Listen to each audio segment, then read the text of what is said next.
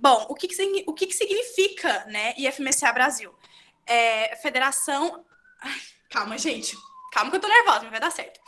International Federation of Medical Students Associations of Brazil. Ou seja, é uma federação internacional da Associação de Estudantes de Medicina do Brasil.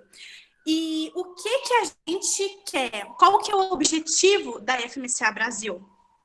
É desenvolver uma medicina mais humanizada, promover saúde, promover melhorias sociais, é realmente formar um médico mais empático, mais consciente, um médico que seja, sabe, que entenda realmente o que é a medicina, o que ela deveria ser, pelo menos. E, falando de números, a gente tem, no Brasil, comitês plenos e 58 não plenos. O que isso significa? Existem... Cada comitê local representa uma faculdade que possui IF no Brasil.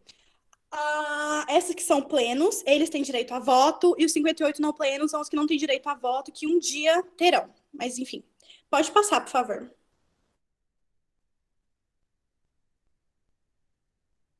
Passa o slide para mim.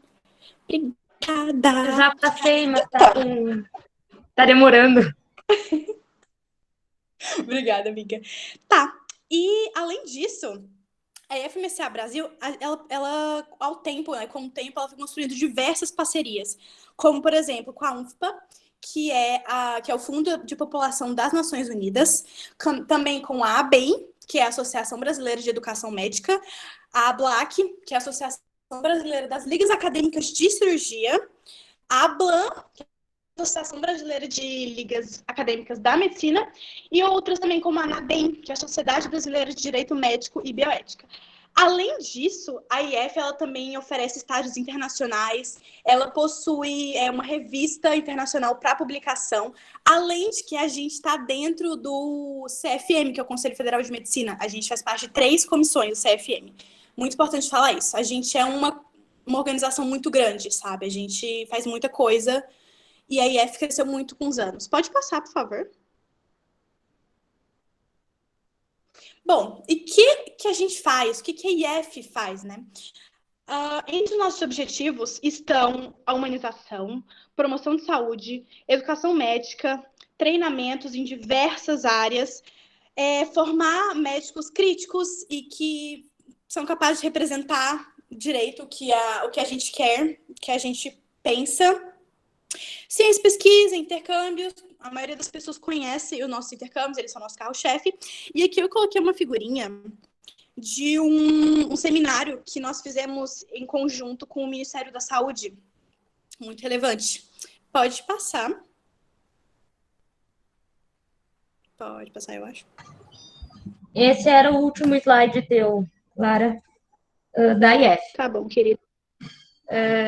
Então, voltando, falando em intercâmbio, a Lara falou agora, nós então chamamos a Catarina Tassoni, que é foi nossa diretora o ano passado nos intercâmbios e está trabalhando com nós esse ano na administração.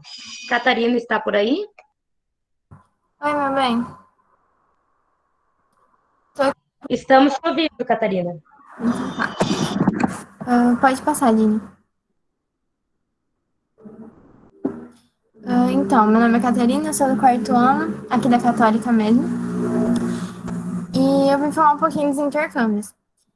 Atualmente, eles estão suspensos devido à pandemia, porém a gente vai avisar nas nossas redes sociais quando eles voltarem.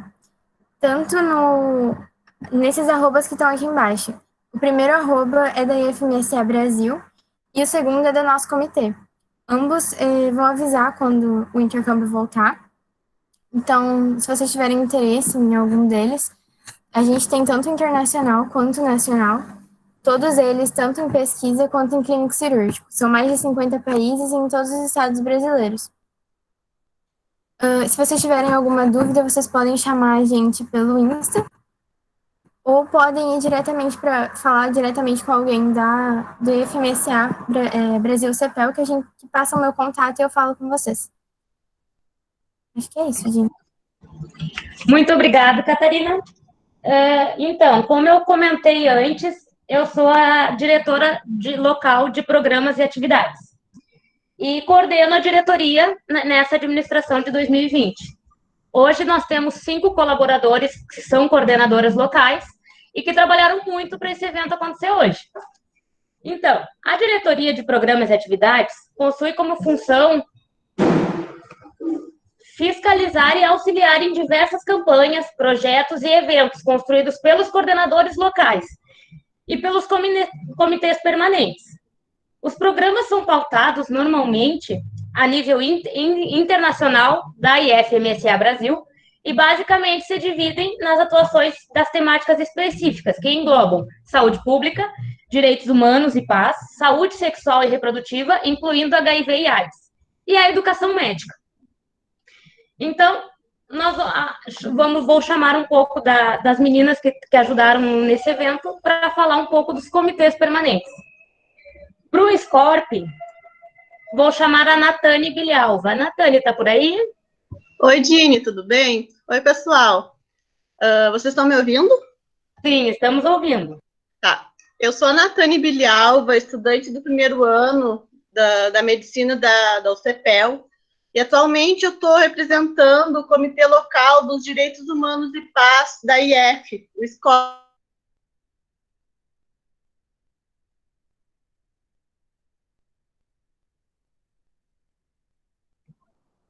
Sobre os direitos humanos.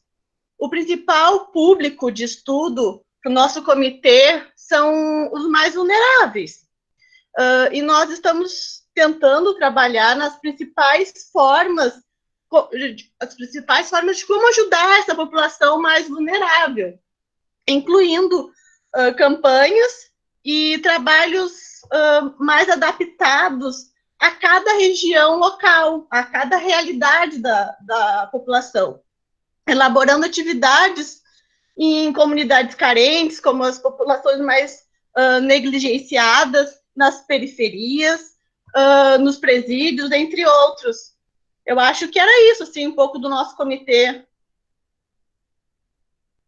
Muito obrigada, Natane. Então, oi, isso mesmo. Agora nós vamos chamar, então, a Lara, nossa presidente de novo, para falar do SCORA. Dá para me ouvir direitinho? Espero que sim. Tá dando certinho. Só um pouquinho o volume, Lara, por favor. Tá. Melhorou. Melhorou? Então, vamos falar do SCORA, que eu nem amo, né, gente? Eu amo, na verdade, meu comitê preferido de todos, que é o que eu me encontro mais. Então, sobre o SCORA. O SCORA é um eixo da IFMSA Brasil, que se refere ao Comitê Permanente de Direitos Sexuais e Reprodutivos, incluindo HIV e AIDS. E ele é um comitê mais voltado para discutir temáticas acerca da população LGBTQI+, também sobre discutir ISTs, sobre educação sexual, sobre maternidade, além de discutir também temáticas voltadas para violência baseada em gênero. E por causa disso a gente acaba discutindo temas como feminismo, esse tipo de coisa. E esse é o SCORA, maravilhoso, eu amo. Obrigada, Lara. Para apresentar o SCOPE, que é o Comitê de Saúde Pública, chamamos a Bárbara Moraes. Bárbara? Olá, pessoal, boa noite.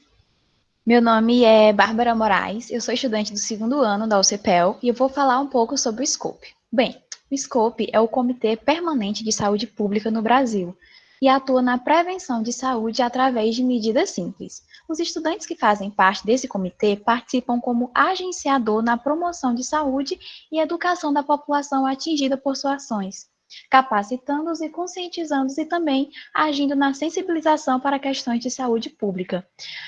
Um exemplo da atuação prática desse comitê é o Sensibilizarte, que é um projeto que tem como objetivo ampliar a palhaçoterapia com modalidades mais lúdicos artísticas. Para mais informações também sobre ele, vocês podem entrar em contato com o Instagram da IF-CEPEL. E é isso, pessoal. Obrigada, Bárbara. Chamo, então, agora a Larissa para falar do SCOME, o Comitê Permanente de Educação Médica. Boa noite a todos. Meu nome é Larissa Ribeiro, eu sou do segundo ano aqui da UCPEL e vou falar um pouco sobre o SCOME. O SCOME, ele é o Comitê Permanente de Educação Médica. Esse comitê ele tem vários projetos ligados ao currículo acadêmico, à melhora de habilidades médicas e à saúde mental dos estudantes, e tem como foco principal o estudante de medicina. Então, tem iniciativas, eventos e cursos voltados para os estudantes e busca melhorar a formação como profissionais de saúde e também como indivíduos, muitas vezes até capacitando a atuar na população. Um exemplo de ação do SCOME, juntamente com os outros comitês, principalmente com o de saúde pública, é o debate que vamos ter agora, porque vamos buscar, através dessa apresentação, melhorar e ampliar o nosso aprendizado em saúde. Então, aproveitem bastante, que vai ser muito produtivo.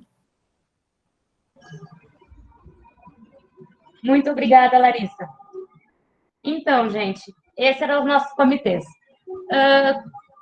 Como parceria nesse evento hoje, nós temos o nosso NUPEC, que eu vou chamar, então, a Yasmin Goulart para comentar um pouco sobre o NUPEC para a gente.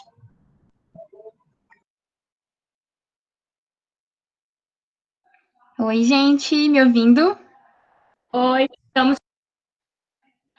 Ótimo, então. Boa noite a todos, pessoal. Eu me chamo Yasmin Goulart, eu estou no 3º ano e eu faço parte do cargo de diretora de pesquisa e publicação do Comitê da IF aqui da UCPEL. Próximo slide, por favor. Como a maioria das pessoas que responderam o formulário de inscrição nunca ouviram falar ou não sabem o que é o NUPEC, a gente resolveu trazer isso para vocês. Próximo slide. Então, afinal, o que é o NUPEC? Para começar, o NUPEC significa Núcleo de Pesquisa Científica. Nós somos responsáveis pelo incentivo e auxílio à pesquisa. Somos um grupo com afinidade em pesquisa e por isso visamos a pesquisa, a publicação e a extensão. Sabendo disso, então, qual o nosso objetivo? Então, capacitar, auxiliar na produção de artigos e publicações, baseada tanto em projetos da IF, quanto baseados em outros temas propostos geralmente pelos nossos analistas, que são os integrantes do NUPEC. Próximo slide. Até agora, durante a gestão passada, nosso NUPEC já produziu 3 relatos de caso, com apresentação de pôster em congresso da UCPEL e do COBEM, e além disso já foi produzido um resumo estendido publicado na revista da Abrasco. E outros projetos estão vindo. Para esse ano, durante a minha gestão, já temos pelo menos 3 projetos em andamento. Então, assim, filiem-se e integrem-se ao NUPEC. E obrigada pela atenção. Qualquer dúvida, me chamem. Eu vou deixar aqui, né, os meus e-mails pessoais. Para qualquer dúvida, vocês me chamarem, tá? Bom evento para vocês. Obrigada, Yasmin. Então, da IFMSA era isso. Peço desculpa pelo tempo utilizado, mas foi necessário porque bastante gente entrou nesse meio tempo e poderia ter ficado de fora. Então, o nosso evento de hoje, a atuação frente à pandemia do Covid-19. Com a nossa professora querida, amada de muitos da Católica, a professora Letícia Oliveira de Menezes. Então, a professora, ela é doutora em saúde e comportamento, mestre em comportamento pela Universidade Católica de Pelotas, especialista em saúde coletiva, pós-graduada em gestão de projetos e investimentos em saúde pela Fiocruz, graduada em administração de sistemas e serviços de saúde pela Universidade Estadual do Rio Grande do Sul, a UERGS, e atualmente atua como docente na UCPEL.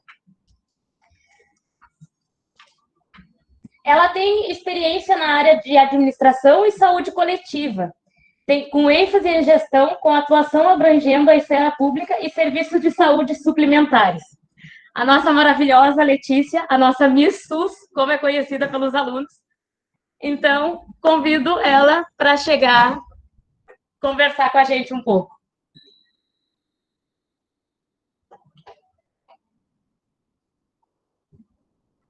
Prof. Letícia, não estou te ouvindo.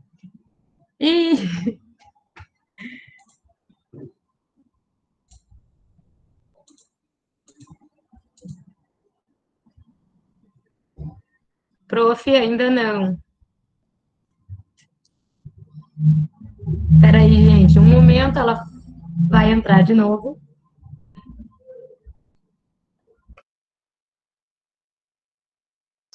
Voltei. Agora vocês me escutam?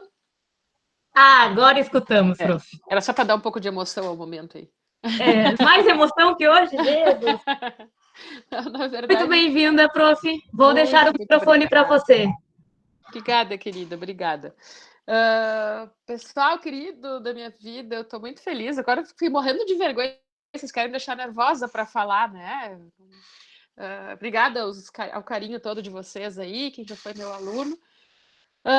Estou muito feliz de ter sido convidado para falar desse tema que eu nem gosto, né? Imagina, né? Que é objeto dos meus estudos desde sempre, que eu sou apaixonada, então, pelo Sistema Único de Saúde aí, por acreditar que é um projeto que pode verdadeiramente trazer qualificação, né? Enfim, e poderia, né? Muitas vezes a gente vai dizer nesse termo, poderia ajudar mais, mas enfim. A ideia, então, do convite das gurias, das meninas, dos meninos ali, né, era para que eu pudesse falar um pouco do SUS frente a essa pandemia, né? A gente está vivendo um momento bem especial, um momento bem difícil para o sistema, talvez o pior desde o surgimento do SUS, né? E é bem interessante que a gente analise as potencialidades, as dificuldades, mas mais do que tudo, o papel do sistema frente a isso, tá? Obviamente não é aqui uma aula de sistema público, eu não vou dizer como é que ele foi formado, né, etc. E quem já foi meu aluno sabe que eu falo 1.500 vezes como era o INAMPS, como é o SUS, né? Mas trazer algumas informações que eu acho que são bem relevantes para que a gente entenda a dimensão e até mesmo a importância e as dificuldades que o sistema está enfrentando aí nesse momento. Então, assim, primeiro de tudo, muitas vezes eu vou precisar, para que vocês entendam didaticamente, fazer sempre panorama da saúde privada com o sistema público de saúde, tá? Porque esse panorama muitas vezes faz com que vocês vejam melhor, uma vez que muitos de vocês estão dentro, ou são assistidos pela saúde privada no Brasil. Então é legal fazer esse contraponto para que vocês entendam, tá? Então, assim, o SUS, ele fala inclusive do diretor da OMS, né, que os sistemas universais de saúde têm mais potencialidade a se sair melhor frente a uma pandemia, no momento em que eles já têm uma direção centralizada, no sentido de o nosso é centralizado nas 3 esferas de governo, ele é descentralizado, mas com comando único nas 3 esferas de governo, porque tende a já ter organizado essa forma de ter informações unificadas, terem serviços unificados, né? Enfim, vocês imaginam se a gente, se não tivesse sistema público de saúde e nós tivéssemos, por exemplo, a modelo dos Estados Unidos, todo mundo já sabe também que 1.912 vezes eu falo também isso muitas vezes em aula, mas a exemplo do modelo americano, então, que ele é um modelo somente privado e baseado nos planos de saúde, no seguro saúde, né? Nós teríamos que ter um processo que talvez demorasse um mês ou mais de articulação entre uma série de órgãos que não estariam juntos, em hipótese alguma, trabalhando pelo menos nas suas rotinas, né? Dentre eles, teria que chamar a direção desses planos, teria que chamar pessoas da vigilância, pessoas que trabalham com ciência, pessoal das universidades públicas, privadas, né? Então, o SUS trabalha a gente larga na frente, digamos assim, para a pandemia, no momento em que a gente trabalha já com essa unificação de informações, ou seja, com esses setores já integrados. Um outro ponto bem importante, eu acho que é legal destacar do SUS, é que eu vou chegar lá mais no fim da minha fala. Aliás, meninas, quanto tempo eu tenho? Só porque eu sou muito falante, eu não quero me perder aí na... Professora... Oi? Tá, vão me dizendo quando... É que caiu aqui. Tu tem mais meia hora no mínimo. Pode ficar à vontade. Não, tá bem. Só para eu ter ideia aqui, para não me passar, porque você sabe que eu falo pelos cotovelos, né? Então, assim, a ideia o SUS também tem uma potencialidade muito grande, a exemplo daí do governo da Espanha, que lidou melhor com a pandemia do que outros países europeus, ele tem suas ações centradas na atenção primária, o que faz com que consiga haver um barrar, digamos assim, não digo barrar é um termo ruim, parece que não está cumprindo a universalidade, mas um filtrar das pessoas para que elas não vão procurar atendimento mais hospitalizado direto, a exemplo da Itália e outros aí, né? Então, tudo que eu tiver de estratégia já conformada para fazer com que as pessoas não usem tanto pronto-socorro é válido, ainda que o SUS tenha essa estratégia e não funciona plenamente em muitos lugares, a gente sabe, né?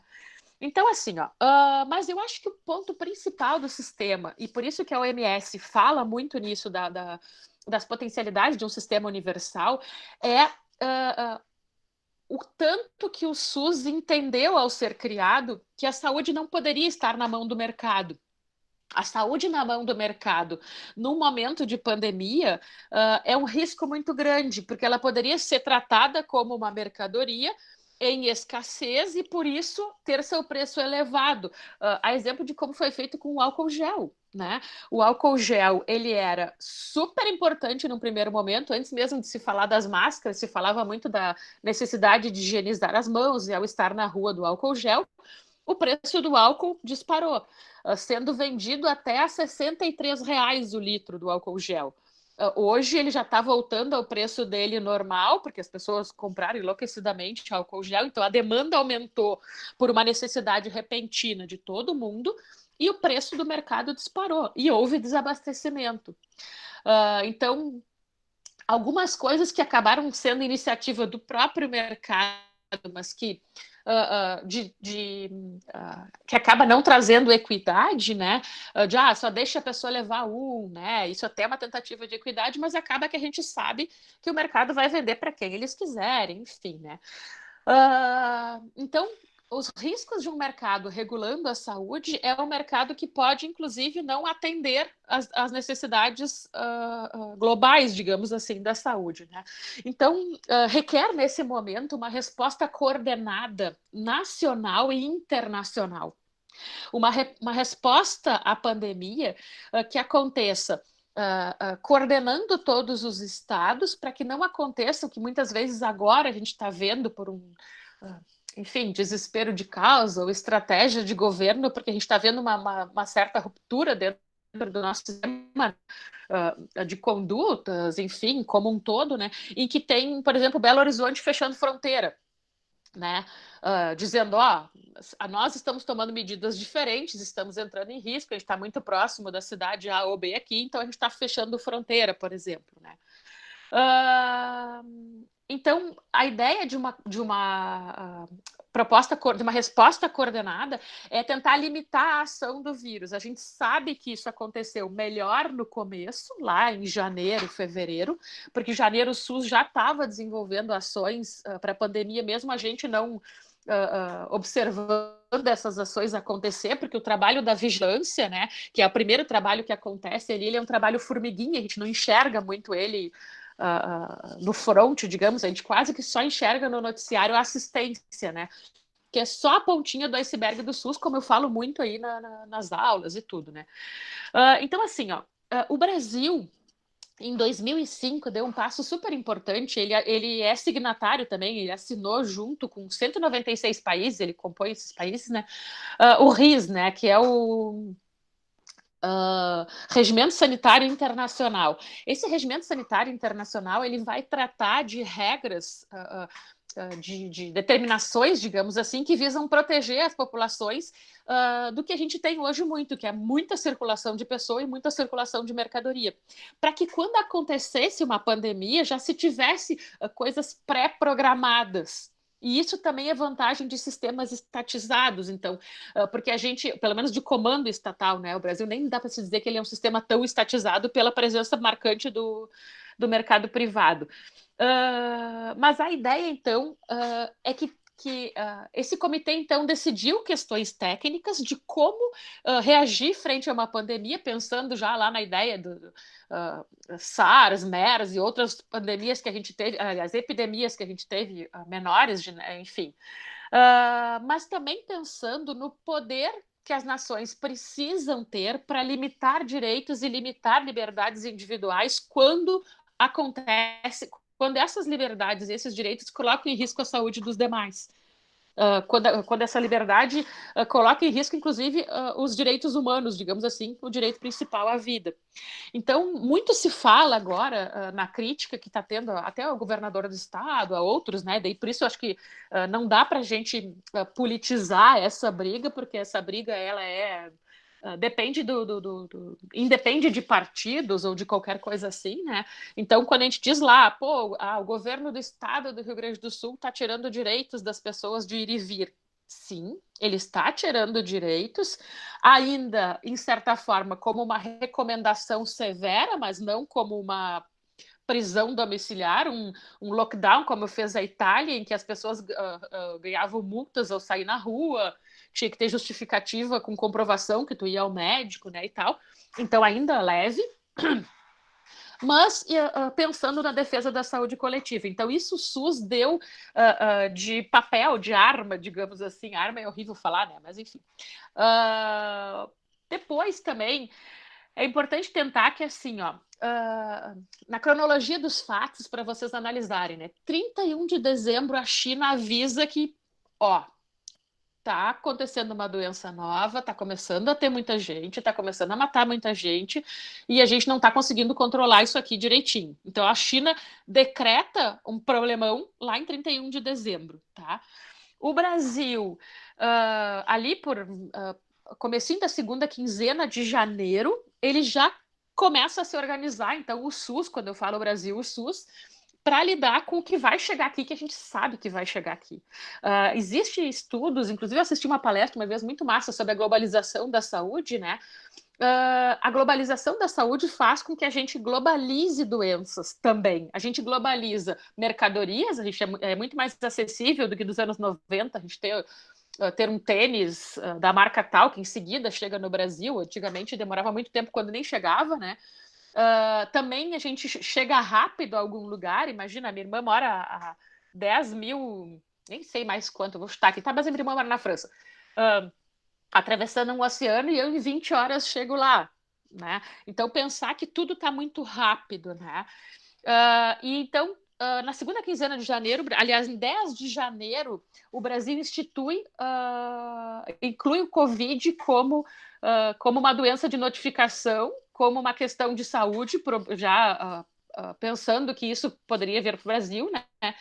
16 de janeiro, ele elabora um protocolo de vigilância, determinando, então, para os profissionais de saúde o que é uma pessoa com suspeita de Covid. Então, isso começa a vir informações oficiais, então, do SUS para todos os médicos do Brasil, aliás, para todos os profissionais de saúde do Brasil, mas principalmente os médicos, né? E em 16 de janeiro ele percebe a necessidade de acionar o COI. Daí, gente, mostra o que é o COI, né? É o Centro de Operações de Emergência que tem o governo federal, que tem gente de tudo quanto é coisa, mas não só da área da saúde, que é para emergências como emergências climáticas. O COI foi acionado, por exemplo, no desastre de Brumadinho, né? Então, mostrando esse poder intersetorial também que o SUS tem, essa penetração que o SUS tem dentro do governo, né? Dentro dos governos, digamos assim. Então, o COI define, então, disseminar a ideia de que é caso suspeito lá em 17 de janeiro. Então, ali o Brasil nem está enfrentando ainda problema, né?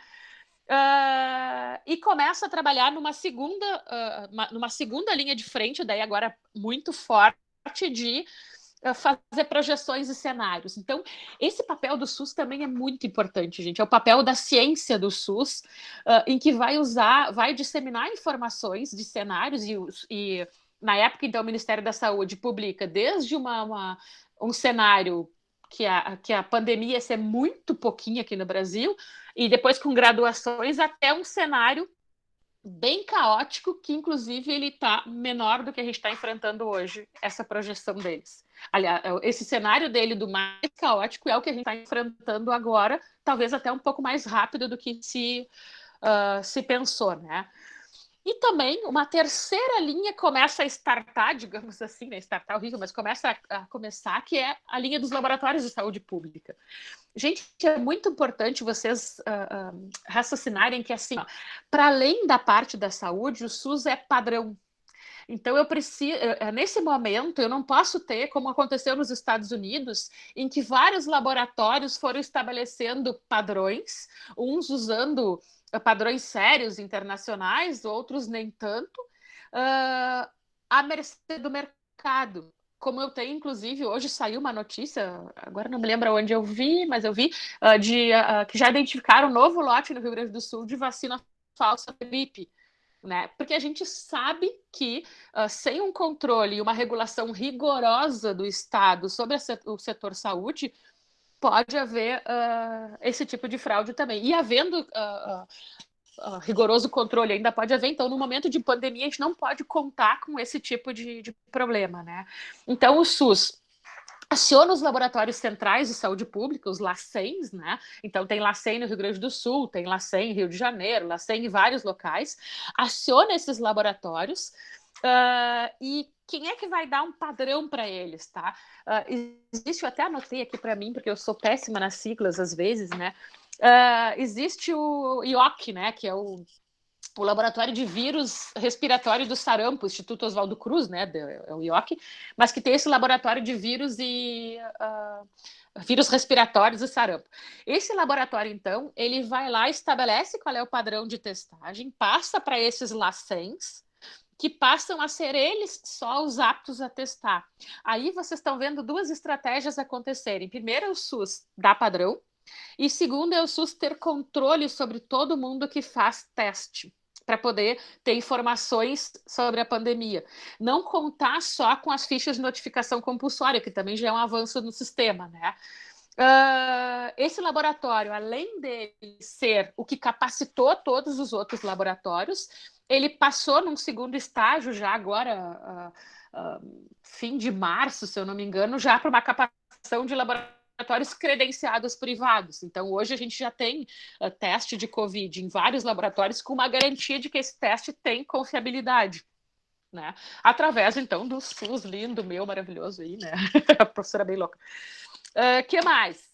Junto a isso, é importante você perceber que está andando paralelo ali atrás, mais bastidor ainda, que é essa vigilância que eu estou falando, a vigilância ambiental. Por quê? Porque a vigilância ambiental tem dentro dela o setor de zoonoses, que estuda toda a parte a velha história do morceguinho, eu adoro o morceguinho que se suicida, né? Que estuda toda a parte, então, de animais que possam afetar a saúde humana, que possam ser transmissores de doenças, etc. E essa vigilância, mais do que nunca, tem que ser acionada, porque a gente está percebendo um perfil dessas pandemias cada vez mais agravado, da mutação de vírus ou de organismos vindo de animais. Então, por exemplo, a gente tem a SARS vindo lá do pangolim, que é tipo de um tatu lá de 2002. A gente tem a MERS, que daí também foi lá no Oriente Médio, um grande problema, a MERS, que em 2012, que inclusive tem uma tese de doutorado de Portugal que fala de um Covid nos próximos 5 anos. Chegou nos próximos 7 anos, chegou só um ano depois, chegou em 8. Né? Nessa tese de doutorado lá de 2012 em Portugal. Né? A MERS, então, vindo do dromedário. E agora o Covid ainda suspeito, não está ainda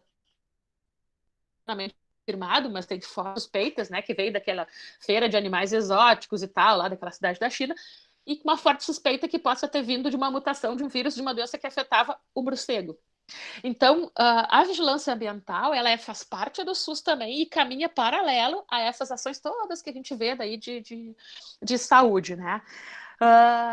Outra coisa super interessante é que assim, o SUS trabalha, e vocês vão ver lá no primeiro ano de vocês também, viram, aliás, né, os outros também, o SUS trabalha com a lógica da atenção primária, conhecer o risco social das populações.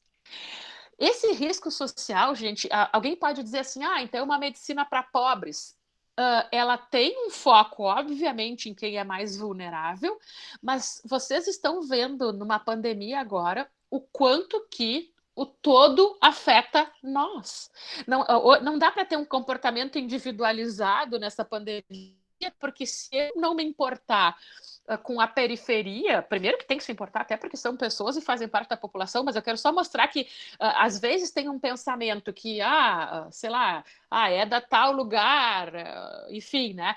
se eu não me importar extremamente com o risco social que essas pessoas correm por morar 8 pessoas no mesmo cômodo, por não conseguir ter um isolamento, por não conseguir ter acesso de qualidade a um hospital e uma internação, elas são potenciais disseminadoras e essa pandemia daí não vai acabar. Nós vamos continuar morando dentro de casa por muito mais tempo. Morando dentro de casa é massa, vocês entenderam, né? Enfim, então o Instituto de Infectologia da Fiocruz, então, começa a trabalhar muito forte, então, na lógica de pensar novas formas de, além da recomendação de ficar em casa, né, de diminuir o contato social, que o termo certo não é isolamento nem quarentena, ele é distanciamento social. Ele começa a trabalhar, inclusive, agora em medidas para qualificar a assistência, que é essa que quase todo mundo conhece lá do SUS e visualiza, né? Então, essas medidas vão desde medidas dentro do próprio SUS mesmo, como ampliar o número de leitos, então os hospitais de campanha que estão sendo feitos aí, estádio, né? Aqui nosso está sendo feito lá na Bento Gonçalves, está pronto até, na Bento Gonçalves, lá quase na rodoviária, no SESI, né? Enfim, capacitar profissionais para se cuidar. Então, no começo a recomendação era o uso de máscara, agora passa a ser a máscara e a viseirinha, aquela que tem um nome bonito para isso, mas eu não me lembro, né? Então, ele passa a capacitar, inclusive, também de como tem que atender, como tem que se cuidar, o que tem que fazer de um paciente para o outro, para também evitar que se alastre, né? Porque daí pode virar um desastre dentro das instituições de saúde. Olha a Itália, 40% da força médica e de enfermagem da Itália no fim do primeiro mês da pandemia, estava afastada por Covid, né? Ou pelo menos por suspeita gripal, ainda testando, né? Mas, gente, se o Brasil perde 40% da força de trabalho dele de assistência, implode de vez, né? Então, por isso que tem que capacitar, enfim, né? Além disso, uma coisa que vocês devem ter visto acontecer, o SUS também vai lá e bota a mão numa coisa que está lá na Lei 8080, que é ele ordenar a formação, e ele diz, dentro do período da pandemia, a gente precisa urgente de médicos, então a gente vai aceitar formar, MEC, aceite formar médicos com mais de 75% do internato concluído, e não 100%. O MEC, claro que isso não é uma ação ditatorial, né? O MEC, então, vai lá, passa isso para as universidades, que analisam, então, as suas potencialidades, e muita gente que formaria em julho formou agora em abril, por exemplo, né? Ou, às vezes, até formaria em, sei lá, agosto, setembro, quando a universidade está... então, trazendo o ingresso de novos médicos para o mercado urgente, por essa questão dos afastamentos e outras coisas. A outra coisa que o SUS larga na ponta, e foi até elogiada numa reunião, enfim, do pessoal dos sistemas de informação, com o MS, etc., é o CNES do SUS. O SUS tinha, os gestores do SUS, né, tinham na mão, quase que com muita fidelidade, ou muito próximo à realidade, quais eram o número de leitos, aonde está de UTI, de clínica, etc., onde estavam disponíveis, que profissionais que trabalhavam lá dentro, tem infecto, tem pneumo, tem através do CNES, que é o Cadastro Nacional dos Estabelecimentos de Saúde, que acabou sendo uma excelente ferramenta, digamos assim, para fazer análise, planejamento e projeções, então, das cidades dessa demanda futura que aumentaria, né? E a outra coisa ainda voltada para a saúde pública, acesso SUS universal, gratuito ali, a regulação numa central de leitos, né? Então, já se fala, por exemplo, o Rio de Janeiro já está com fila de ambulância, enfim, né? Está bem dificultado lá. Já se fala, então, no Rio de Janeiro de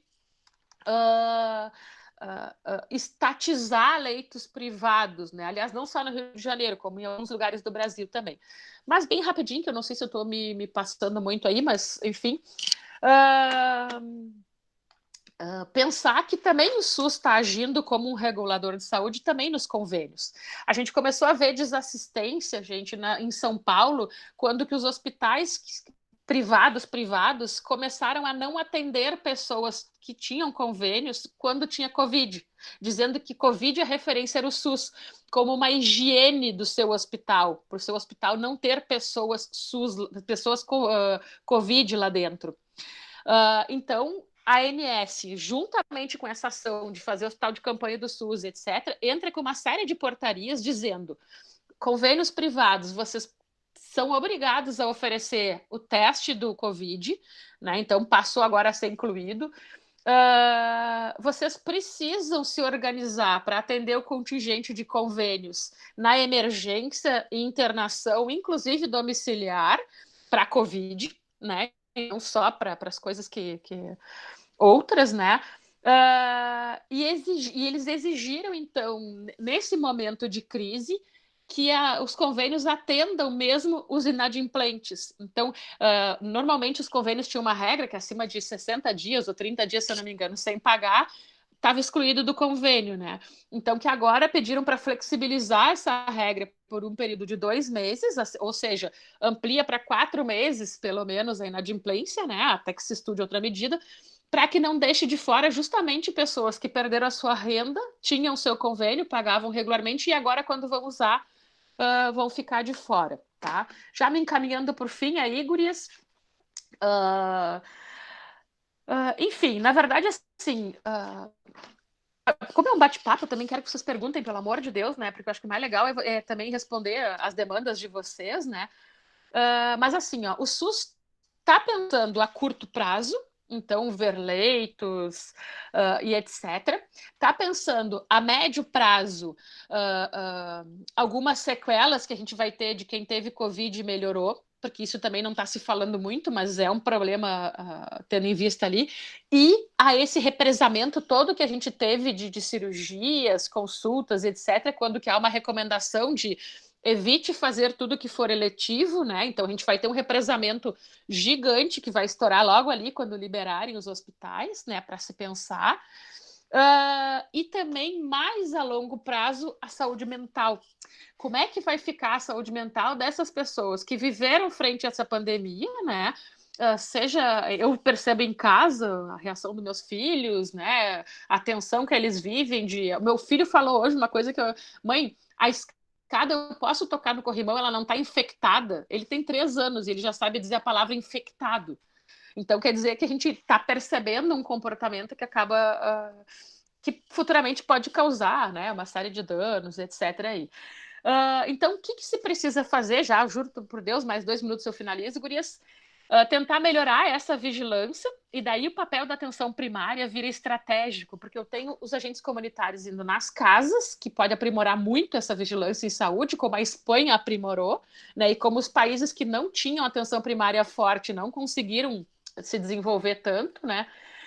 Tentar reduzir, através da atenção primária, essa pressão sobre os hospitais e sobre as urgências e emergências pela teleconsulta, pelas consultas por vídeo. As UBSs todas estão recebendo, então, celular para os médicos atenderem até por vídeo, né, por WhatsApp, pelo que o paciente puder ligar, para evitar que eles também vão até a UBS, né? Orientar na detecção precoce para que as pessoas busquem serviços de saúde, seja por telemedicina, pelo que for, ao menor sintoma gripal, para que sejam orientadas e acompanhadas, para que não procurem um serviço de saúde, como a gente aconteceu num caso aqui em Pelotas, né? Só quando não estava conseguindo respirar mais, que daí não teve mais o que fazer e a paciente morreu, né? E mais do que tudo isso, o SUS tem um papel super importante de entender essas características desses grupos sociais, e as suas demandas e suas vulnerabilidades, né?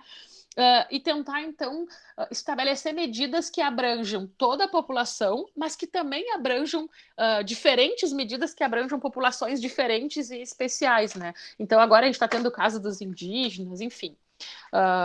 Muita coisa aí para pensar, né? Eu sou... enfim, o SUS, então, está reunindo profissionais de todas as áreas que vocês possam imaginar para pensar...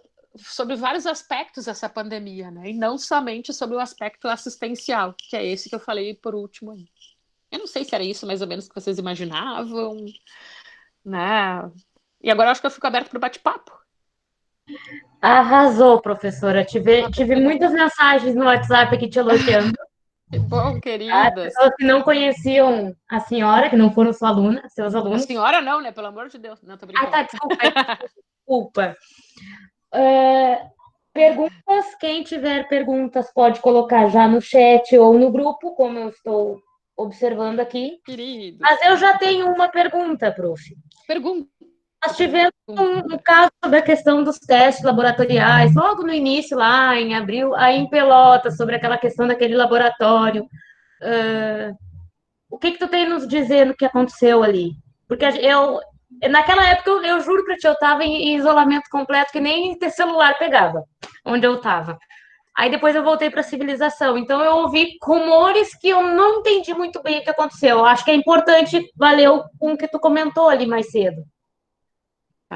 Na verdade, assim, eu também não sei, tanto quanto tu, mas o que a gente sabe só é que um laboratório que é dentro de uma agropecuária, que até um mês antes dele se credenciar como o principal laboratório a fazer testagem em toda a população do Rio Grande do Sul, ele só fazia exames laboratoriais em animais, né?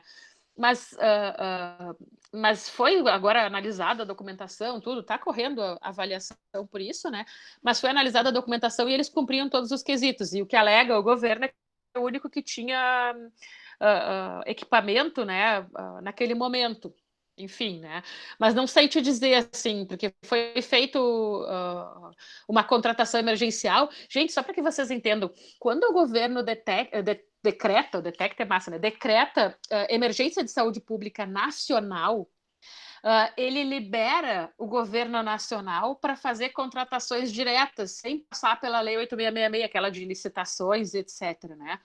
E claro que cabe a nós fiscalizarmos isso, o Conselho de Saúde foi em cima para analisar essa empresa, enfim, né? Mas vários... Eu não conheço município que não tenha decretado situação... Município não, estado que não tenha decretado situação de emergência estadual de saúde, o que libera também o estado para fazer contratações diretas, né? Então, acho que um pouco disso é que pode ter acontecido, mas agora está sob análise, enfim, né? Parece que esse laboratório comprovou ter toda a capacidade de fazer, então, não sei, que tudo dê certo, né? Deixa eu ver o que mais aí que está aparecendo no chat. Todo mundo... Ai, querida, muito obrigado, muito obrigado. Ó, em São Paulo já se fala em colapso do sistema. Na verdade, já está... O do Rio já está em colapso, né? E São Paulo já está ali. São Paulo só não está em colapso, mas ele está um pezinho de estar em colapso ali, porque São Paulo tinha mais rede estruturada que Rio, né? O Rio já vinha, historicamente, nos últimos 10 anos, talvez, ele teve um agravamento muito grande na atenção primária dele, depois hospitalar, e agora está, enfim, está dando problema geral, né? Tá? A gente tem, gente, assim, ó, vocês precisam pensar, olha, eu super preciso pensar que eu penso aqui, né? Que a gente vai ter problema, inclusive, na saúde. O não sair de casa também é pelo Covid, né? Pelo que o SUS estabelece, mas também a gente vai ter problema com a SAMU quando vocês vão ver agora notícias de Rio e São Paulo, tá? Infelizmente vão ver essas notícias.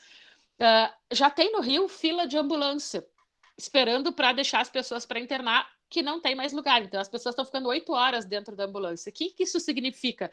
Que estão ficando presas as ambulâncias com esses pacientes e não estão socorrendo o resto. Então, também essa coisa do evitar sair de casa é porque a gente vai ter problema para atender acidente de trânsito, vai ter problema para atender infartados, vai ter problema para atender tudo, né? E também a gente vai começar a ter o mesmo problema que a Itália tem, infelizmente, pelo que está se vendo aí, que é a SAMU ser chamada para buscar óbitos em casa.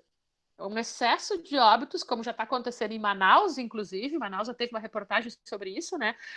Então, vejam vocês, gente, a importância que tem um sistema público de saúde e o tamanho da bronca, digamos assim, que a gente precisa pensar, né? Num sistema de ambulância centralizado em que a gente tem que coordenar agora, além das ações de atendimento, as ações de como nós vamos fazer para não prender a ambulância, né? E isso pode passar por estatizar os hospitais privados, estatizar o acesso, tá, gente? Não entenda que não é o governo fazer direção desses hospitais, né? É o que a Espanha fez. A Espanha disse, a partir de hoje, todos os hospitais são do Estado. E alguém vai dizer, é uma ditadura. Não, gente, ele estatizou o acesso, o controle desses hospitais Tá? Obviamente o governo vai pagar esses hospitais, obviamente vai ter depois. Inclusive, eu vi hoje a diária para Covid de UTI credenciada, ela é 4 vezes o que estava preconizado para outras diárias normais, entendeu? Então, não é fazer com que todo mundo trabalhe de graça, ainda que numa pandemia pudesse se fazer. Eu pudesse começar a exigir, digamos assim, que as pessoas permaneçam no seu local de trabalho, por exemplo, né? Tu pode quebrar uma série de regras quando está dentro de uma pandemia. Gente, mais perguntas, por favor, por favor. Prof, Luiz Gustavo perguntou aqui no WhatsApp para gente. Como ficaria o cenário da saúde brasileira e do convívio social com uma possível possibilidade de coronavírus se tornar endêmico? Luiz Gustavo, não sei. Eu não li nada ainda a respeito, tá? Do corona se tornar endêmico. Mas é que daí, quando ele se torna endêmico, a gente tem que ver também em que momento que ele se torna endêmico, né? Porque se ele se torna endêmico, ele passa a não ser ele pode passar a não ser um grande problema no momento que um número grande de pessoas teve e estiverem imunizadas. Então, depende do momento, né? Mas a gente já tem doenças endêmicas, né? O H1N1 para nós, no inverno, é endêmico. A gente já sabe que terão mais pessoas com H1N1 e a gente lidou bem porque a gente lida com a vacina, né? Acho que o setor de imunizações, o problema todo é que por isso que em que momento que vai tornar endêmico, né? Se ele se tornar endêmico depois que tiver uma vacina, tranquilo, vai ser tratado como um H1N1 nosso, né? Agora, se ele se tornar endêmico, no sentido de que ele não vai, segue matando horrores, talvez seja um grande problema. Daí talvez a gente tenha que ver medidas outras em que a gente vai talvez instituir na sociedade a máscara por um bom período, como o Japão já está há tempos fazendo, né? Instituir outras regras de convívio, de não abraçar, uma higienização maior de ônibus, etc. Né? Deixa eu ver aqui, Isadora. Eu não sei se eu respondi, Luiz Gustavo, mas acho que eu não tenho muita resposta, na verdade, para isso. Ó, a Isadora botou aqui. Bem, prof. Temos várias perguntas aqui no chat também. Pode falar para a Isadora. Tá. A Isadora perguntou aqui sobre essa prática que falasse o SUS utilizar leitos convênios privados para assistência de paciente de Covid. Ela é de Chapecó e hoje temos aqui 721 casos. A Chapecó tá bucha, né? E utilização de UTI chega a quase 40%. Só isso? Então tá bem ainda, né? E fala sobre a compra de leitos, caso seja necessário. Existe possibilidade de compra? Sim, na verdade, quando a gente fala isso do público, público, Isadora, quando ele compra, ele não senta lá para dizer quanto você vai me vender e tal. O público, quando compra, diz toda a tua UTI a partir de agora vai ser usado para SUS e negociaremos o pagamento, entendeu? É nesse sentido, né? Então, na verdade, assim, a gente tem uma mercantilização da saúde em certo grau no Brasil, tido como normalidade, né? No momento em que a gente tem saúde privada. Então, quando eu digo que eu estou vendendo meus serviços ali, não deixa de ser uma mercantilização, eu só preciso cuidar para essa mercantilização não ser danosa à saúde, né? Então, existe a venda de leitos? Existe, mas então o Estado vai fazer esse intermédio para que esses leitos não botem o preço que quiser também, no momento em que o Estado é muito mais poderoso para negociar do que eu, Letícia, chegar lá no hospital para negociar, né? Enfim, né? Alguém me perguntou se eu acho que vai passar das 100 mil mortes. Tomara que não, né? Mas não sei. Eu tô apavorada. Eu confesso para vocês que eu tô apavorada. Porque a gente tá... Vocês viram a nossa curva, gente? A nossa curva, a gente queria que fosse uma coisa mais achatada possível. A nossa curva tá quase virando, assim, mais alto que o Everest, né? E tá rumo acima, assim, né? Então, eu tô bem preocupada. Com um pingo de testes. Então, eu não... Eu tô bem preocupada. Bem preocupada também. Fala, Jennifer. GNR, quer dizer. Maísa Bracaque. O que tu acha que vai acontecer quando o caso de encontrarem vacina? Em questão do SUS e no Brasil?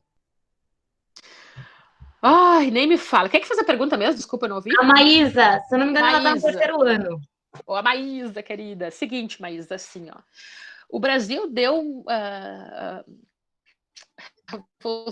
Quem tem aula comigo está acostumado com o meu jeito de falar, mas o Brasil rateou. O Brasil mosqueou, comeu mosca não sei se propositadamente ou por inaptidão técnica atual, eu não sei, tá? Mas o Brasil não participou daquele grupo privilegiado que vai ter acesso à vacina primeiro, porque é um grupo em que investiu recursos, obviamente, e é o grupo que vai ter primeiro acesso à vacina. A gente vai ser depois. Então, eu acho que numa eventual descoberta de vacina por essa decisão, e se a gente depender desta tecnologia internacional para obter vacina, a gente vai sair muito prejudicado. A gente pode ser que a gente tenha mais tempo ainda de espera para essa vacina.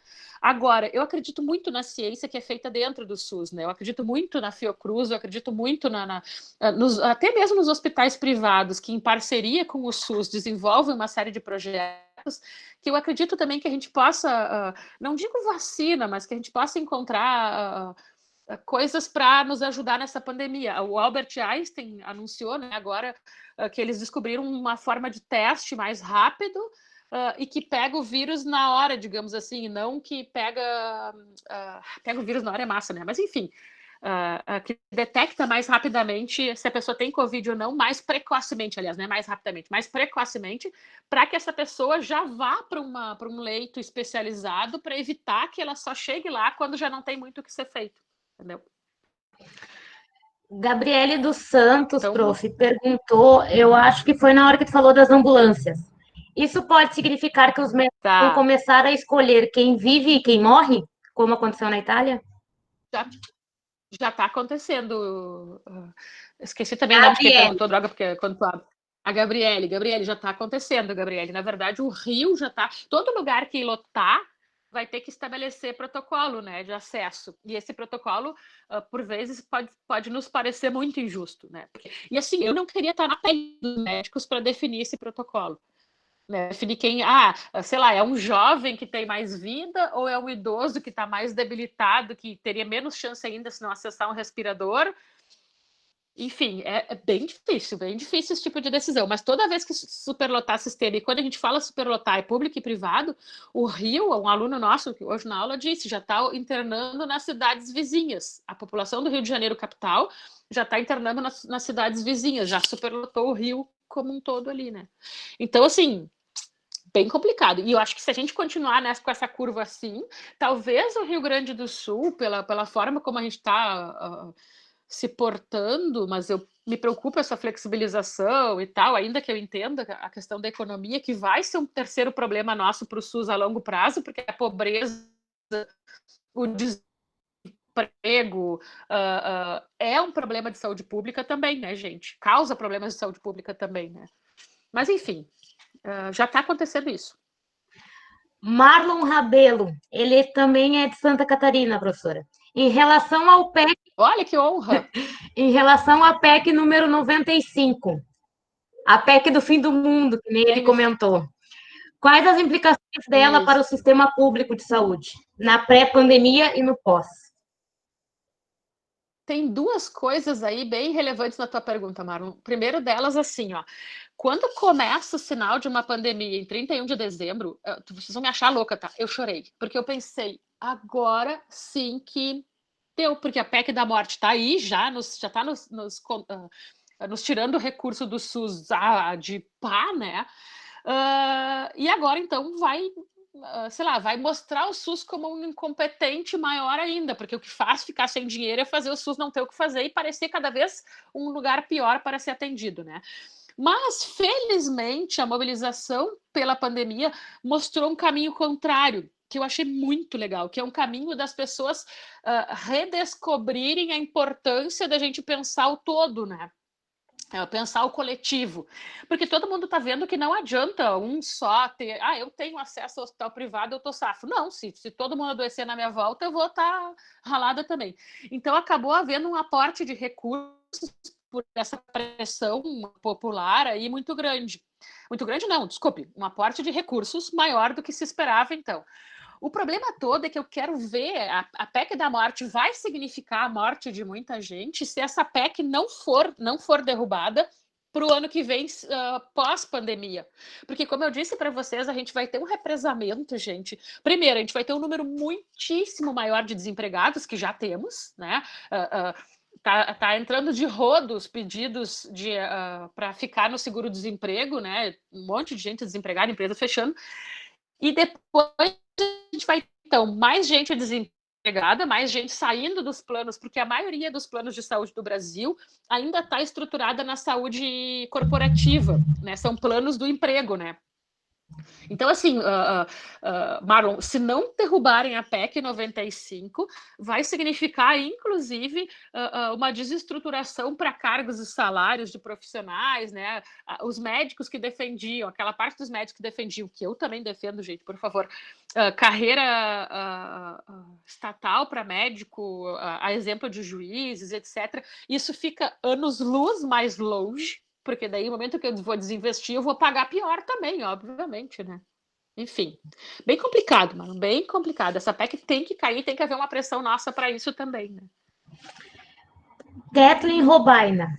Prof, com essa troca de ministro da Saúde, a senhora acha que realmente ocorreria aqui no Brasil a estatização dos hospitais privados em um momento necessário? Olha, pois é, porque para haver isso tem que haver uma vontade política, né? Do SUS para isso, né?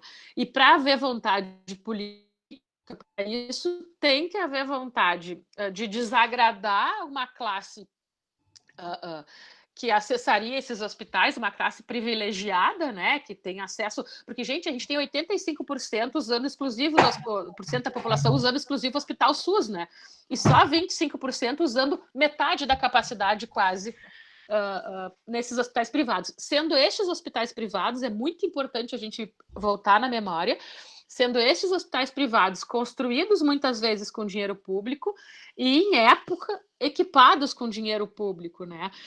E que depois, ao se sentirem capitalizados, se descredenciam do INAMPS, então, e obviamente que esses equipamentos já foram trocados, etc., né? Mas a gente tem uma preocupação muito grande que, de fato, a instabilidade política que está se mostrando na troca dos ministros, na troca dos comandos de grandes secretarias, né, como Vigilância, até Anvisa, ANS, etc., é muito preocupante, porque esses cargos... mesmo o Lula trocou 3, 4, 5, 6 vezes de ministro, o Fernando Henrique trocou acho que 2, 3 vezes de ministro, sei lá, o Lula nos 2 governos, né? A Dilma acho que trocou 2 vezes de ministro. A gente sabe que o ministro da Saúde é um cargo de muita visibilidade e que é muito negociado politicamente, né? Mas a gente também sabe que havia um respeito técnico a esse cargo, em que eu até colocaria alguém lá por negociação política, mas pensando na capacitação técnica, né? O que eu acho que foi rompido agora, que é uma coisa que nos preocupa muito, né? Prof, um desabafo meio como estudante aqui, que eu compartilho do pensamento. Stephanie Nepomuceno, que colocou. Nepomuceno. Isso! Eu li ali. Prof, eu entendo que nós, como estudantes, profissionais da área da saúde, temos um dever em informar as pessoas que não têm as informações corretas. Mas em meio a esse boom de informações, eu tenho muito receio. Receio do quê? De informar de maneira errada ou da informação que está obsoleta, ou a informação já está obsoleta. Então, tem toda a razão, Stephanie. Vocês têm, eu tenho como professora, vocês terão como futuros médicos, mas até como estudante vocês já têm uma responsabilidade absurda de não serem movidos por notícias rasas. Ou seja, por notícias não só fake news, que daí isso aí eu nem vou entrar no mérito, porque é evidente que vocês precisam confirmar as informações antes de tomar elas como verdade para vocês, né? Mas de não se basear em informação rasa, ou seja, de informação de manchete. Quem é que me disse agora? Puxa vida. Alguém me disse sobre uma reportagem. O meu irmão tá lá na França, lá com a minha irmã, né? E me disse sobre uma reportagem. Tu viu que legal? Puxa vida. Tá, mas era uma reportagem assim, ó, que a chamada de capa dava a entender que uma coisa tinha acontecido. Eu abri essa chamada de capa, li toda a reportagem, vi que não era bem assim e cliquei no artigo que a reportagem disse que se baseava. E vi que a manchete deturpava a informação ao contrário. E daí eu disse pro meu irmão, não, irmão, acessa lá o artigo que tu vai ver que ele não fala isso. Ele fala, isso é só para poder chamar o leitor, né? E daí ele, e eu falei isso já para 3 pessoas. Eu disse, não, então volta atrás, porque não é isso que está acontecendo. Então, Stephanie, tu vai virar como eu, se tu quiser, a chata da família. Eu não boto nada no grupo da família do WhatsApp, mas quando alguém bota uma bobagem, eu digo, tio, é fake, bota o site. Não é bem assim, lê a manchete. Porque a gente acha que tem uma obrigação também, no momento em que a gente busca o ensino superior, de tentar desenvolver nas pessoas um raciocínio um pouco mais aprofundado, né? Não raso. Jonathan Santos colocou 2 perguntas. Eu vi um pesquisador do Rio Grande do Sul que falou que a quarentena ia até novembro. Você concorda? O que você acha da cloroquina? O presidente está fazendo besteira? Jonathan, eu vou te dar uma resposta da cloroquina que eu acho que o presidente deveria dar. Eu não sou médica, eu não tenho nenhuma capacitação técnica para falar desse assunto. Eu acho que tu tem que buscar embasamento científico em artigos e revistas de renome, revistas que têm um corpo editorial técnico potente, né? Ou até mesmo falar com profissionais formados em medicina ou até farmácia, enfim, né? Dos que entendem desse assunto. Mas eu sou formada em administração de sistemas e serviços de saúde. Eu não tenho capacidade para decidir nada sobre a cloroquina. Eu só realmente acho que um protocolo liberado pelo Ministério da Saúde contra a decisão de profissionais técnicos da área é muito temerário. É muito, enfim, né? Prof. Muito de estranhamento. E a outra pergunta, desculpa, qual era? Era sobre o pesquisador, sobre a quarentena se ia até novembro. Então, eu acho que eu sou da velha, eu sou da época da Mãe Diná. A Mãe Diná era uma que previa o futuro do Fantástico, né? Eu só sendo Mãe Diná para poder saber alguma coisa nesse sentido. A gente não tem como saber, porque a gente não sabe como é que tá. O vírus, por enquanto, está se comportando bem. A curva nossa está muito íngreme, o que está problematizando bastante e fazendo com que postergue mais ainda a necessidade de quarentena. Então, ou as pessoas começam a ter algum comportamento de verdadeiramente se isolar, né, que é o que está sendo recomendado, não é pela Letícia, é pela OMS, por outros países que já tiveram essa experiência. A China, vocês viram que a China entrou em lockdown de novo? A China liberou, voltou, e dei 47 casos em uma semana e meia, se eu não me engano, lockdown de novo, porque eles perceberam que ainda não dá para liberar. Sim. Prof, a Catarina Tassoni, que é a nossa diretora de intercâmbios, colocou ali para nós que saiu um artigo hoje na Lancet sobre a cloroquina, falando que a mortalidade aumenta com o uso da cloroquina. E ela postou, inclusive, um artigo aqui no chat, se alguém quiser interesse. Perfeito. Na verdade, foi o que um estudo que foi conduzido por um hospital de São Paulo, agora eu me esqueci o nome do hospital, teve 12 mortes, né? Então, enfim, a gente já tinha uma sinalização de cientistas internos nossos, mas agora, com publicação na Lancet, que é uma revista respeitadíssima, né? Que saiu um dia publicar na Lancet, né? Vamos torcer, gente, vamos lá. Eu acreditaria no pessoal da Lancet, né? Sim. Prof, a senhora também falou sobre saúde mental um pouco antes. Aproveitando o gancho, hoje é dia do abraço. Sintam-se todos abraçados. E também gostaria de compartilhar o nosso próximo evento, que será justamente sobre esse assunto. Como a falta do abraço interfere na saúde mental em tempos de isolamento social. Vai ser na semana que vem, no dia 28. Daqui um pouquinho eu boto o post aqui para vocês. Que legal. Sintam-se todos abraçados e essa aula foi divina, assim. Gostei bastante. Você sabe que eu sou uma abraçadora mor, né? Eu adoraria estar abraçando vocês todos agora ao fim dessa aula. Eu adorei o que a Maria ali, cadê? O que a Maria Luísa colocou, Lancet versus Bolsonaro, você escolhe. E a Isadora botou um artigo sobre saúde mental, bem legal ali também. Boa também, Isadora, obrigada. Mas, gente, olha aqui, mas o pessoal defensor da saúde mental, última coisa, eu sou muito falante, eu juro que eu vou parar. É que... Pode ficar à vontade, prof, a noite é sua. Eu acho que houve uma potencializada massa da saúde mental agora por causa desse problema do Covid, no sentido do Estado se preocupar mais com isso, né? A minha a minha dissertação de mestrado foi o tanto que era muito melhor tratar gestantes deprimidas durante a gestação, por causa do número de crianças que internam depois em UTI e tal. E eles estão percebendo agora isso no grande âmbito, né? De perceber que é muito melhor a gente começar a oferecer serviços de saúde mental a rodo, digamos assim, coisa que era muito escasso, né? De conseguir tanto terapia com psicólogo quanto atendimento com psiquiatra, do que a gente ter esse aumento que a gente está tendo no número de suicídio de crianças, etc. Aí, né? Então, o SUS passou a disponibilizar um canal de teleconsulta para fazer terapia para profissionais de saúde agora. Olha o nosso SUS aí na ponta da terapia aí para o momento. Então, eu acho que é muito legal. Isso vai abrir uma porta bem legal para se falar mais da importância da saúde mental, né? Desculpa, eu parei, juro. A Bruna perguntou ali que ela também está sendo recomendada devido ao aumento das arritmias cardíacas. Realmente, inclusive o cardiologista da minha avó, que minha avó andou tendo problemas essa semana, justamente recomendou que tenha ouvido muitos casos do pessoal internando por crise de ansiedade, indo à emergência por falta de ar com crise de ansiedade. Isso tem atrapalhado bastante. A minha avó reclama muito de solidão, que não tem ninguém para ela conversar. Mas, povo, olha aqui, pense numa coisa.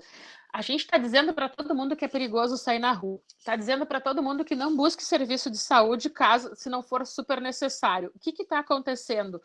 Todos esses pacientes crônicos estão ficando sem acompanhamento também, se eles não percebem que ele não dá para eles pararem, né?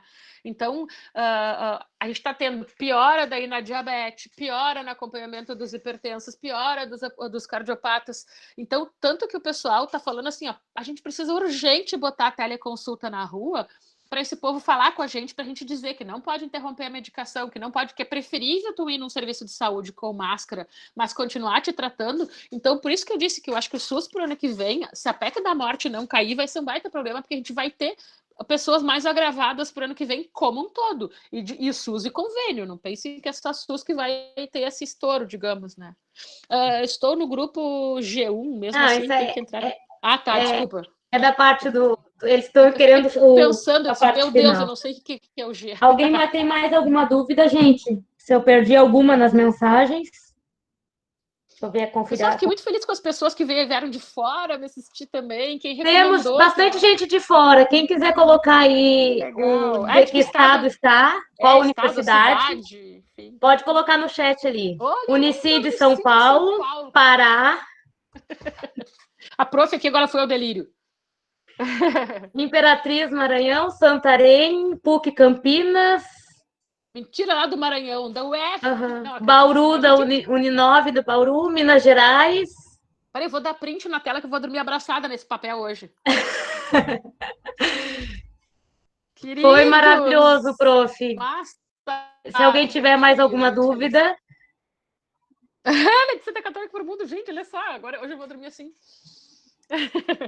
Foi. Bom, muito obrigada, mas assim, eu fiquei muito feliz pelo convite, gente. Muito obrigada mesmo pela oportunidade. Nós agradecemos, as meninas foram unânimes praticamente no início ali. Vamos pegar a Letícia é maravilhosa.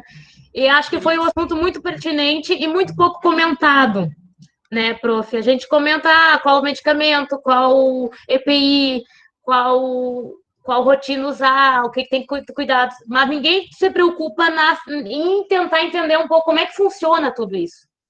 Então, essa parte eu acho que é muito importante. Ficamos muito felizes e agradecemos muito. A gente organizou a gente estava como administração da IF-MSA Brasil, do Comitê da Católica. A gente está organizando, inclusive, mimos para dar para os nossos participantes, porque nós estamos tentando fazer uma administração bem legal e esse evento é a prova disso, é o primeiro de todos e esperamos que tenha vários. Agradecemos muito a sua participação, ficamos muito faceiras mesmo. Obrigada, E uma honra, gente. E que bom que na sexta-feira todo mundo aqui, né? Todo mundo aqui, sexta-feira, se fosse verão, não tivesse isolamento, com certeza ia ser mais complicado, mas te garanto, o pessoal gostou bastante. Tivemos unanimemente mais de 160 participantes, praticamente a reunião inteira. Isso foi muito legal. Eu vou disponibilizar a tela aqui agora com as informações do final, assim, agradecendo a presença de vários, assim como a professora ficou feliz que tivemos de fora, nós também ficamos muito faceiros com a participação de integração e o alcance que teve a nossa divulgação. Convido a todos a aparecer ali no Instagram da IFMSA Brasil, underline UQPEL. Ali no link da bio, nós temos essa tela que aparece à sua direita ali, que você pode clicar em algum link. E eu coloquei agora há pouco o feedback que eu preciso que vocês preencham para mim liberar o certificado para vocês, que é mediante a pesquisa e comparação dos dois feedbacks, do que foi preenchido na inscrição, como no que foi preenchido agora, vai ser preenchido por vocês agora no final. Acho que é isso. Pergunto se alguém tem alguma dúvida ainda. Estamos aqui disponível. Vou dar uma olhada no chat aqui.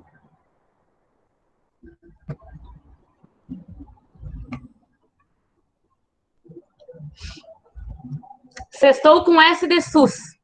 Muito bem. Ó, prof, várias pessoas... Adorei. Várias pessoas, a melhor gestora de saúde do sul do mundo. Meu filho, imagina. Obrigada, professora, perfeita. Não me roguem essa praga. Foi ótimo, adorei, incrível. Tá legal, muito bem obrigada, legal, gente. o pessoal adorou bastante. Os elogios enchem meu coração de alegria aí. Sim. Então é isso, gente. E não esqueçam de preencher o formulário. Tá lá no link da bio. Quem precisar, eu vou mandar também agora ali nos grupos do WhatsApp, como solicitaram. E acho que é isso. Estamos finalizando. Tchau, povo querido. Beijo para vocês. Tchau, prof. Nós que agradecemos. Amei. Muito obrigada. Um ótimo final de semana a todos. Para vocês também. Amei. Beijo. Se cuidem e fiquem na casinha. Beijo. Pensem no coletivo. Tchau. Tchau.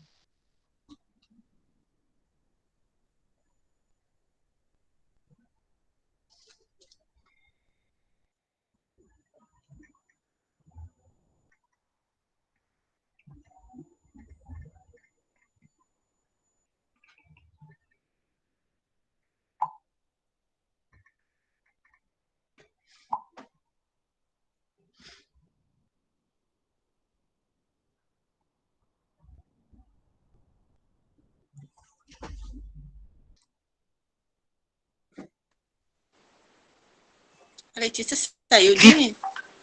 Acho que já saiu. O pessoal queria tirar uma foto com ela. Ai. Desculpa, eu não me lembrei de nós tirar fotos também.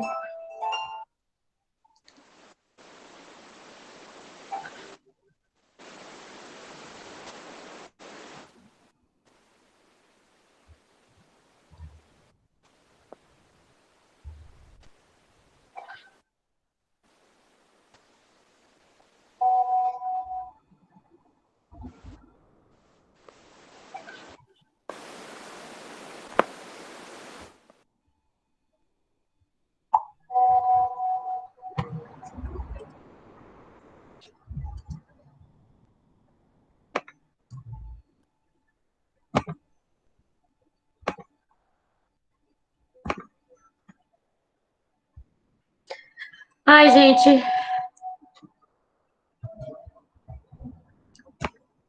Foi muito bom.